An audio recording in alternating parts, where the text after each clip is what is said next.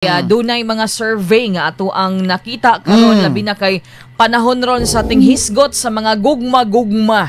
Unsa may ikasulti kaha sa atong mga tigpaminaw mga kasama. Kamo ani na apil ba mo sa survey? Duha ni ka survey dong iri ng ato ang ikuan karon ipabuhagay. Sige day. Okay, una nga survey gikan sa Commission on Population Development ni atong 2022 nga migawas sa ilahang survey kasama nga daghan kunong mga babae ang mas gipili daw natong mga babae ang live-in arrangement. Hala ka, uy. Wa na sa ilahan na day ng marriage contract. Dili na daw kaayo no, uso. Mao ba? Dong irin since 2022 mga kasama kay particular nga survey is National Demographic and Health Survey. Kabalo na ko.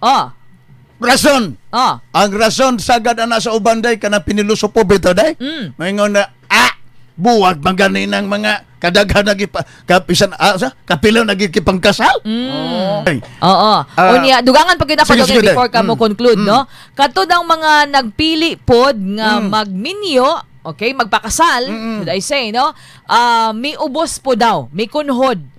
From 54% ni adtong 1993 ninaog na siya nahimo na lamang siyang 36% ni adtong 2022 ug dunay usa ka anthropologist nag-ingon nga ang pamilyang Filipino na usab daw ang atong panlantaw sa pamilya sukad 1990. Naay nagpuyo day karon naa sila'y mga anak. Unya nahitabo man ang unta day ang dili dapat angay mahitabo. Ang padre di pamilya day Maysil, karon day, na-disgrasya. Namatay. Pagkamatay karon day, usaon pag-claim karon sa asawa. Na di man siya legally married, ngadto bagya kasama sa iyang kanini ang kapuyo, ngadto sa mga gisgutan na nako day Maysil nga mga benepisyo. Luoy ang bata day. Kana pod. Kung mamatay. Unya kay buhi mang dako. Mao bitaw na po'y uban tong irin nga ang mga dili gid magpakasal ang mga babae.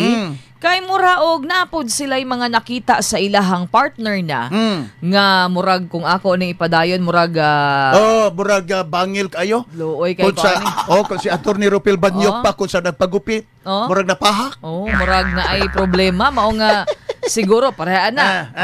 Una, daghang mga rason. If atong sabto ning mga nagpili aning arrangement, siguro number one sa imong giingon dong irin, financially, lisod yun ang panahon ron, magpakasal, kung ana ganing uban nga, kanang atong igasto sa kasal, atoan na lang nang ipalit og mga, unsabang mga maginhanglon sa pamilya. That's number one. Nung number ka makautang-utang pa. Posible pod siguro nga, murag way salig sa ilahang partner, murag dili gustog commitment, because marriage is commitment. O niya, may divorce sa Pilipinas, wala ba? So, dili man na something na ay dili na ko ganahan, di na bulag na lang ta. Kay Filipinos, we are very conservative pabaya gihapon ta.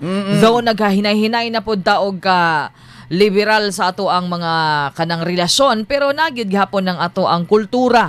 Nagpabilin dog irin